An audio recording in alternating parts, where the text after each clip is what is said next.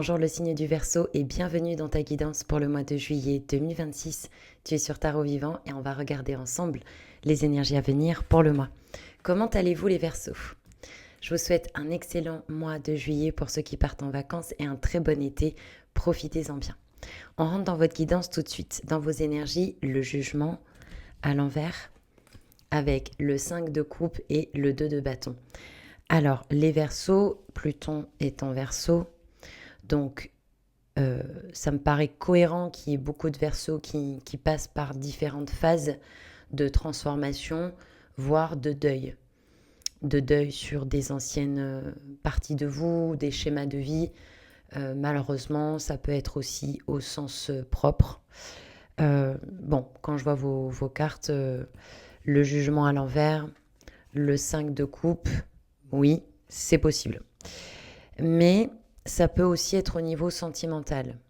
Pourquoi ou même des parties de vous. Qu'est-ce qui me fait penser ça? Parce que le jugement est à l'envers dans l'énergie. Donc, oui, il y en a qui peuvent avoir du mal à passer au-delà d'un deuil physique. Mais j'ai plus l'impression qu'on est sur un deuil symbolique, en fait. C'est-à-dire, soit, eh bien, il y a des Verseaux qui sont en processus de séparation ou de divorce et qui sont en train de faire le deuil. Voilà. Et qui d'ailleurs ne savent pas trop ce qu'il faut faire. Peut-être dans quelle direction aller, surtout si c'est vous qui quittez l'endroit. Admettons que vous viviez ensemble, voilà, 2 de bâton, c'est quoi la suite, quoi? Qu'est-ce que je fais? Et là, il y a un deuil qui est en train de se faire. Voilà. Donc, ça peut être au niveau sentimental, ça peut être aussi par rapport à vous. C'est-à-dire, comme encore une fois, Pluton est en Verseau. Pluton, la planète de la destruction, mais c'est aussi après la destruction vient la construction. Donc il y a un avant et un après.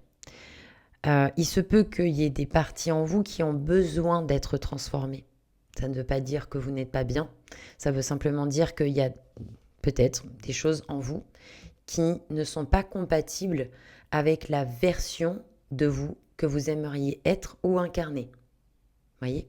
Ça peut être plein de choses. Hein. Et de ce fait, eh bien, cette transformation, elle est en train de se faire. Peut-être qu'il y en a qui sont dans un processus, justement.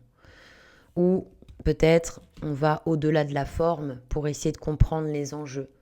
Peut-être qu'on va au-delà du jugement pour développer l'intuition. Ça peut être plein de choses, franchement. Si besoin, les guidances privées sont disponibles tarotvivant.fr. Le lien est dans la description.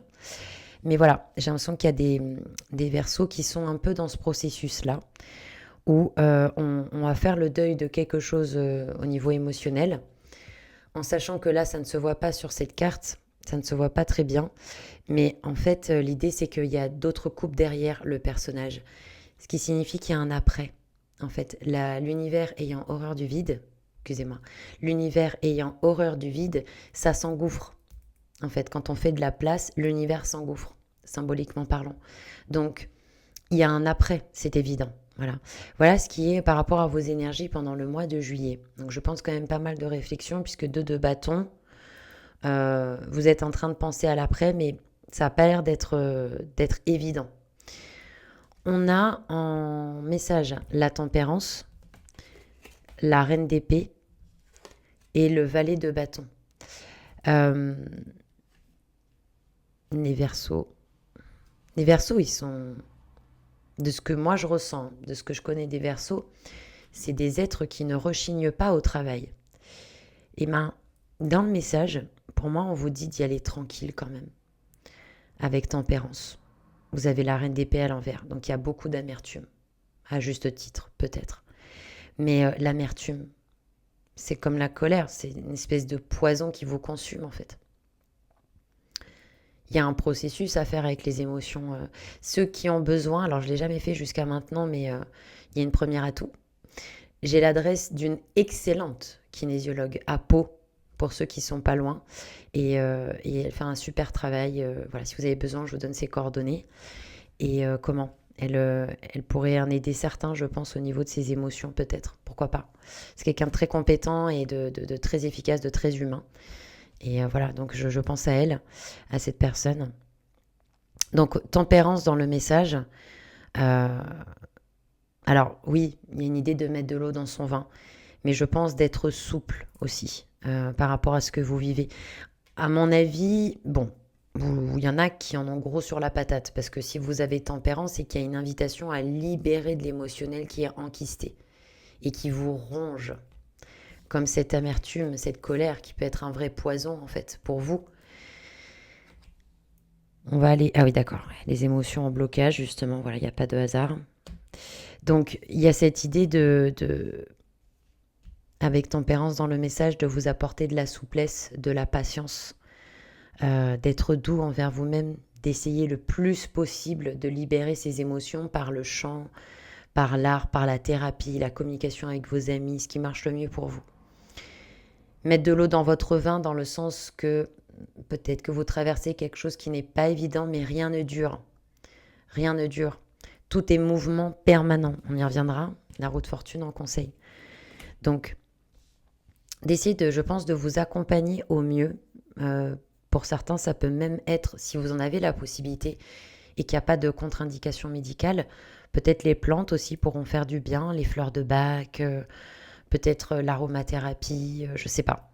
Il y a cette idée de vous guérir, d'être patient, d'être conciliant avec vous-même, d'être doux. D'être doux. Voilà, de ne pas attendre de vous créer des moments de douceur ou de cocooning, de le faire pour votre plus grand bien. Valet de bâton dans le message. Donc, même si ça paraît pas évident, parce que vous vivez quelque chose de difficile, le valet de bâton dans le message vous invite à connecter avec l'enthousiasme. C'est comme si vous sautez en l'air, vous sautez en souriant et vous essayez d'être triste. Ça marche pas, parce que le corps n'a pas reçu ce message-là en fait. Pour lui, vous êtes en train d'exprimer quelque chose qui s'apparente à la joie. Donc le valet de bâton, c'est comme un peu, comment on pourrait appeler ça ? Oui, c'est une forme de manipulation positive en fait. On va essayer de développer la joie et l'enthousiasme pour se brancher à d'autres vibrations, peut-être pour s'apaiser. Donc tout ce qui vous fait rire, tout ce qui vous fait du bien, si vous avez envie d'aller voir des stand-up, si vous voulez faire du yoga du rire, si vous voulez faire certaines choses, le valet de bâton vous invite à cet enthousiasme, vous invite à cette joie de vivre pour vous mettre dans d'autres énergies. Et qui sait, le valet de bâton pourrait peut-être vous apporter une personne ou une situation qui vous permet de prolonger cet état d'enthousiasme et de joie. Et de vous faire du bien. C'est l'été, c'est juillet, voilà, profitez, amusez-vous, soyez créatifs. On a dans le blocage le chariot avec le cavalier de bâton à l'envers et la reine de bâton. Alors, effectivement, certains versos, peut-être ça part un peu dans tous les sens. En fait, moi je pense qu'au niveau émotionnel, c'est compliqué. Là, il y en a qui ont sorti l'armure parce que c'est plus facile. C'est plus facile pour montrer que ça ne nous touche pas. Pour être dans une forme de déni. Faut le dire là. Le chariot, dans le blocage, il y a du déni en fait sur des ressentis, sur des émotions. Et il y en a qui partent un peu dans tous les sens parce qu'on a le cavalier de bâton à l'envers. Donc, je pense qu'il y a une grosse déstabilisation. En fait, vous essayez de montrer que tout va bien, que vous pilotez votre destinée, alors que pour moi, vous ne savez pas où vous allez, en fait, forcément. Vous ne savez pas forcément où vous allez. Hein. Et la reine de bâton dans le blocage, en fait, il n'y a pas tellement de confiance en soi que ça, sur le moment. C'est très dans les apparences, c'est très superficiel, c'est très égotique, en fait, comme comportement. Alors, je pense que là, il y a des mécanismes de protection qui entrent en jeu, sans vouloir rentrer dans de la psychologie de comptoir, mais il y en a certains, c'est peut-être leur corps de souffrance.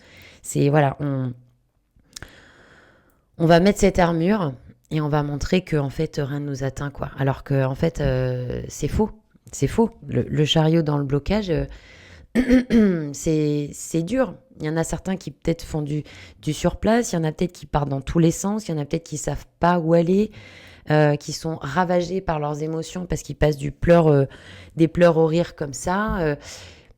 Donc il y a quelque chose, voilà, vous avez eu dans le message l'équilibre au niveau émotionnel et dans le blocage les émotions. Donc il y en a aussi, j'ai l'impression, qui sont dans le doute. Hein. Est-ce que j'ai bien fait d'être partie ou d'avoir accepté cette séparation ?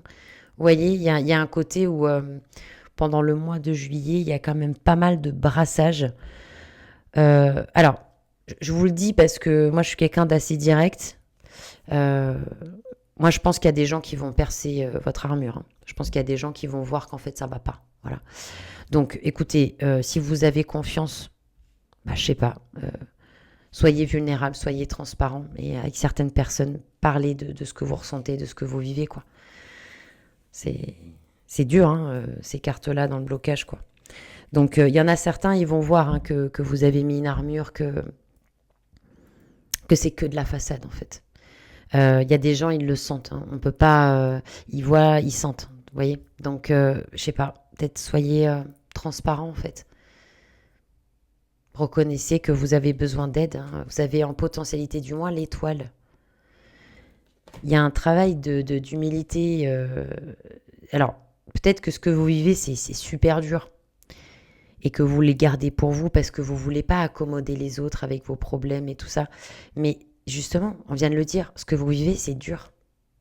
Donc du coup, je sais pas, il y en a certains, ça peut être intéressant de mettre genou en terre en fait, de faire preuve d'humilité, de dire bah ouais, j'ai peut-être besoin d'aide en fait.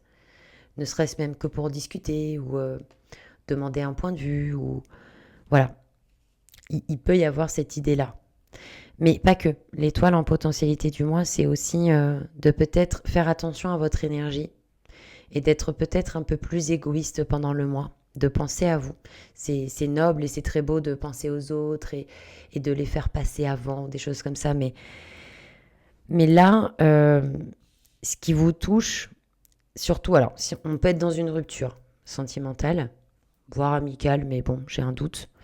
Mais si c'est même par rapport à vous-même, ces fameuses transformations par rapport à vous-même, ces deuils, etc., vous avez besoin plus que jamais de vous sonder et c'est pour ça que vous avez la lune en potentialité du mois. On est en plein mois d'été, plein mois de juillet. Il y a vraiment, c'est la saison où le cœur, vous savez, le lion, c'est le cœur, etc. Et il y a cette idée avec la lune de descendre en vous, de descendre dans vos parties, dans qui vous êtes, en fait. Et du coup, je pense qu'il y a nécessité d'être égoïste, parce que nécessité de prendre le temps de se sonder avec amour, avec bienveillance, parce qu'il y a des choses qui ont besoin de partir, qui n'ont plus leur place dans votre décor, et vous avez besoin de les identifier. Est-ce que c'est des croyances? Est-ce que c'est des habitudes, des relations, des émotions non guéries? Cette situation, par exemple, elle fait écho à quelle blessure? Rejet, abandon, injustice, trahison ou humiliation? Et auquel cas, vous voyez ce que je veux dire, il y a un travail de fond qui se fait. C'est pour ça que vous avez besoin de vous accompagner au quotidien par des petites choses qui vous font du bien pour traverser cette période où émotionnellement vous êtes bien pris, vous êtes aussi parfois dans le doute. C'est étonnant qu'il n'y ait pas la papesse d'ailleurs. Parce que voilà, peut-être qu'il y en a certains qui ont du mal à se connecter avec leur intuition, à savoir si c'était la bonne chose à faire. D'où le fait que dans le blocage, le chariot, la direction. Ai-je pris la bonne décision? Donc, comme on dit, hein, quand il y a doute, il n'y a pas de doute. Donc, il y a peut-être besoin de marquer un temps d'arrêt, justement, pour sortir de cette dualité, le 2 d'épée. On n'arrive pas à prendre de décision au niveau mental. On n'arrive pas à y voir clair. Donc, cavalier de coupe, c'est la carte que j'ai demandé en complément, la surpotentialité du mois. Le cavalier de coupe a un rapport avec le cœur. Donc, il y a cette idée, effectivement, d'aller peut-être par là aussi pour voir, même si c'est dur dans la matière, dans les émotions, la décision que vous avez prise ou ce qui s'est passé, c'était peut-être ce qui est vraiment aligné avec votre cœur. Et ça, vous pourrez le savoir que si vous vous sondez, si vous prenez le temps de la réflexion, la lune. La lune, c'est il faut laisser le mois passer. Pour vous, c'est en août qu'on va voir un petit peu qu'est-ce qui ressort. La lune, ça demande vraiment, comme la période de lunaison, ça demande, voilà, dans un seul mois, on a la nouvelle lune et la pleine lune. Parfois, il y a 2 pleines lunes, des trucs comme ça, mais il y a cette idée de lunaison, en fait. On a besoin de ces quelques jours, de ces quelques semaines pour descendre à l'intérieur de soi, pour accompagner ses émotions, les comprendre, les diriger, dans le sens de les rattacher à quelque chose. Voilà, je ressens ça, ça dit quoi de moi, ça dit quoi de la situation, etc. Vous voyez, là, il y a une invitation avec la lune et tempérance pour ceux qui le veulent, à faire des soins, à faire une thérapie, même si c'est que pour le mois, hein. Oui, pourquoi pas. Il y a un besoin de profondeur. Bon, après, il y en a peut-être qui vont carrément faire de la spéléologie pendant le mois. Il y en a aussi qui peuvent faire une rencontre. Tout à fait. Euh, Mais en tout cas, il y a cette idée de sortir d'une forme d'hésitation. Alors, conseil, la roue de fortune, avec le 4 d'épée, le 4 de denier. Il peut se passer quelque chose le 4 juillet pour vous, peut-être. Bon, c'est un peu contradictoire quand même, la roue de fortune avec le 4 de denier, 4 d'épée. Mais bon, je pense qu'on peut trouver un point qui les relie. Pourquoi? Parce que la roue de fortune, c'est la volonté, c'est l'action. Et le 4 de denier, le 4 d'épée, c'est le repos. Vous voyez? Donc il y a peut-être un point de patinage à trouver. Je vais commencer par les arcanes mineures. 4 de denier, on vous invite à effectivement, peut-être en ce moment par rapport à l'argent pour le mois de juillet, de faire attention. Il y avait une invitation à l'équilibre d'une manière générale. L'équilibre, mais l'équilibre émotionnel. Donc 4 de denier, pour ceux qui ont mis de l'argent de côté. Voilà, même si c'est l'été, on a envie de se faire plaisir. Si vous l'avez là en conseil, on va demander une carte pour vous. C'est que peut-être vous en aurez besoin après. Donc c'est pour ça qu'on vous dit attention aux finances, pas d'achat complètement foufou excessif. L'as de bâton qui est tombé pour vous, super. Et moi j'aimerais savoir le 4 de denier pour les poissons en conseil. La papesse, ok. Eh bien, vous voyez, on en parlait tout à l'heure. Je vous parlais de la papesse et de l'intuition. En conseil, vous êtes vraiment invité à faire des méditations, à avoir des formes de guidance intérieure, parce que les réponses sont en vous. Donc, méditez, vous branchez à la lumière, vous branchez au ciel pourra vous faire beaucoup de bien, parce que la papesse vous invite à voir au-delà de la forme, d'être vraiment connecté à l'intuition.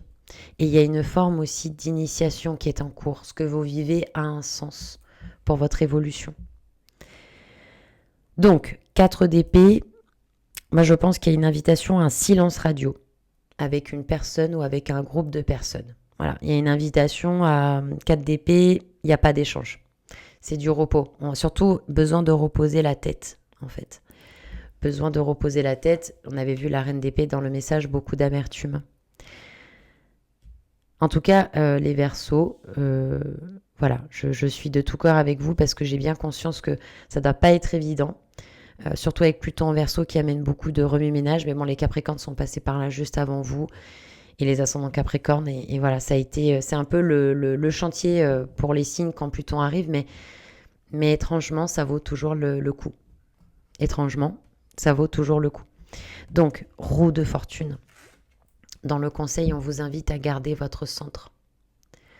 La roue de fortune, c'est le cercle et le point, pour ceux qui me comprennent. Donc, il y a vraiment cette idée de garder son centre, peu importe les aléas de la vie. C'est de garder le centre. Comme disait Bouddha, ne laisse pas les événements extérieurs perturber ta paix intérieure.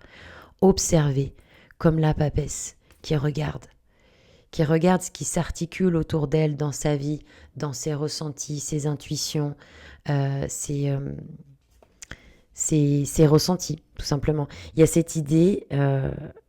alors, la roue de fortune, il y a un truc qui me vient là, c'est aussi coup de poker du destin. Il se peut qu'il y ait un événement qui relance la donne, que vous ayez un coup de chance, un coup de poker du destin.